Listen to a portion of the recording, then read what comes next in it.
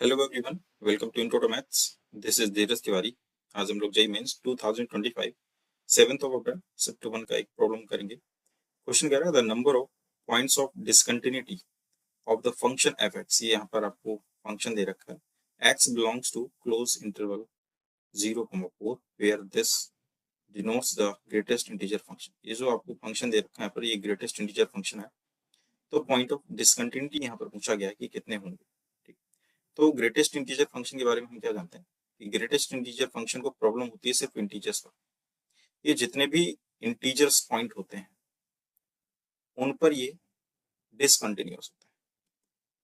Clear? तो यहाँ पर भी अपने को क्या दे रखा है, ग्रेटेस्ट इंटीजर फंक्शन ही दे रखे, सब्ट्रैक्शन में दे रखे हैं। ठीक है, दो फंक्शन का यहाँ पर सब्ट्रैक्शन दे रखा है।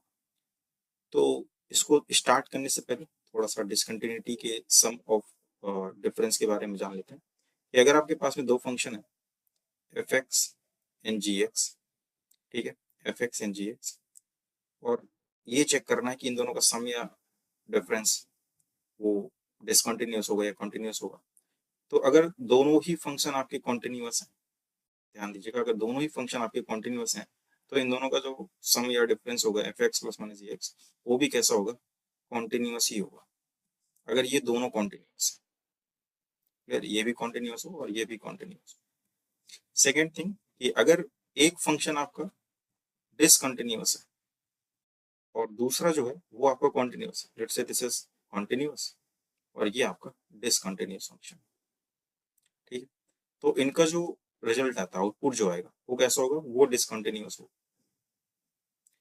एंड द थर्ड वन, अगर दोनों ही डिसकंटिन्यूअस है, एफ एक्स भी डिसकंटिन्यूअस हो जाए और जी एक्स भी यहाँ पर आपका डिसकंटिन्यूअस हो जाए, ठीक, डिसकंटिन्यूअस हो जाए, ये भी डिसकंटिन्यूअस, ये भी डिसकंटिन्यूअस, तो इनका जो आउटपुट आता है वो कुछ भी हो सकता है, डिसकंटिन्यूअस भी हो सकता है और कॉन्टिन्यूअस भी हो सकता है।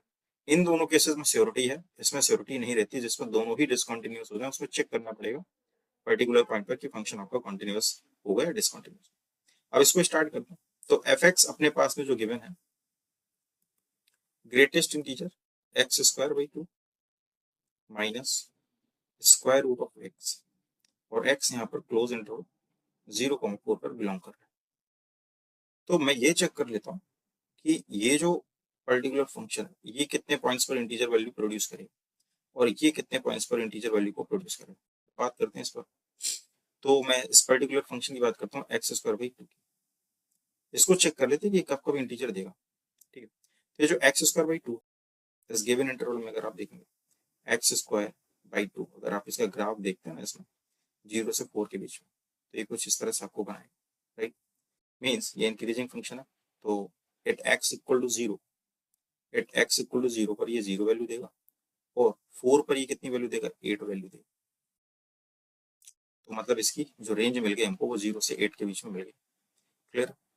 अब 0 से 8 के बीच में आप इंटीजर्स देख पा रहे हो, 0 है, 1 है, 2, 3, 4, 5, 6, 7 एंड 8।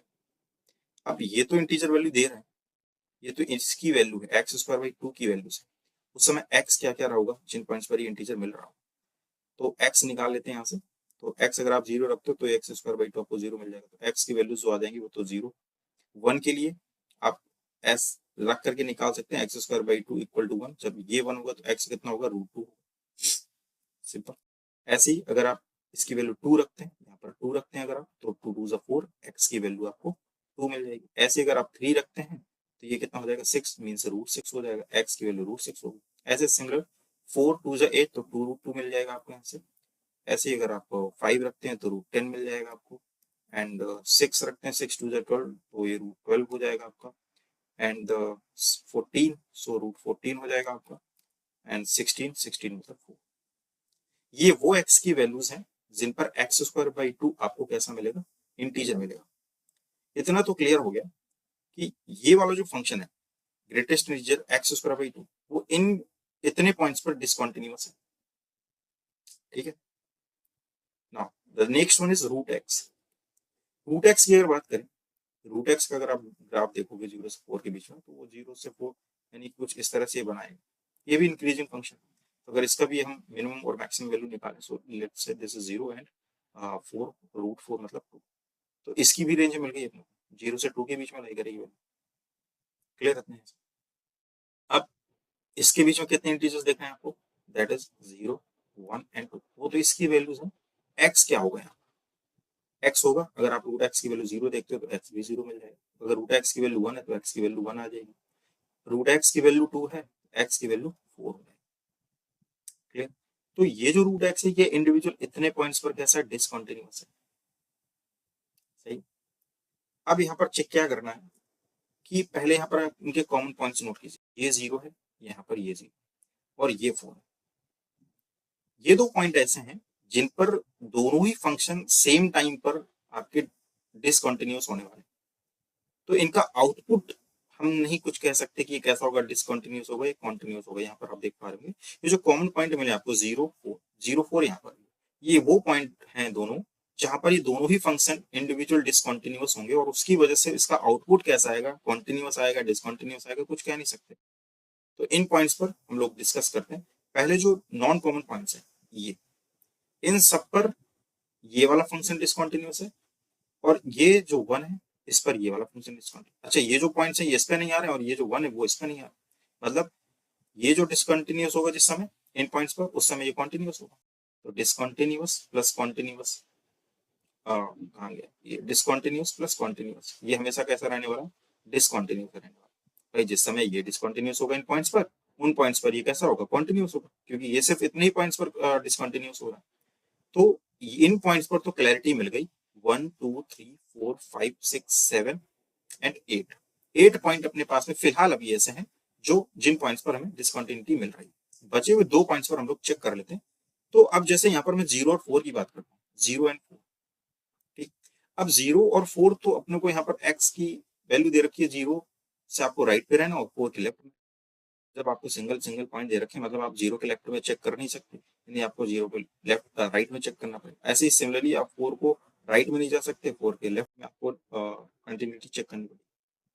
तो अगर आप करते हैं इस पर चेक, तो 0 जैसे आप रखते हैं इसमें तो ये तो 0 आ जाएगा, उस समय एक्स की वैल्यू क्या, फंक्शन की वैल्यू 0 आ जाएगी एट एक्स इक्वल टू 0 पर, एट एक्स इक्वल टू 0 पर फंक्शन की जो वैल्यू है वो कैसी हो जाएगी, 0।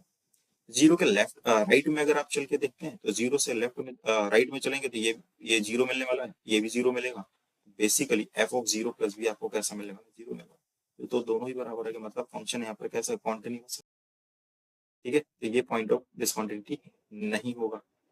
सिमिलरली अगर आप 4 को चेक करते हैं इसमें रख करके, तो एफ ऑफ 4 अगर आप देखें कितना आता है, एफ ऑफ 4 अगर आप चेक करेंगे तो 4 4 जो 16/2 विच इज 8, और 8 का ग्रेटेस्ट इंटीजर 8 ही रहता है, minus square root of 4 which is 2 means 6 आ गया। कितना आ गया, 6 आ गया।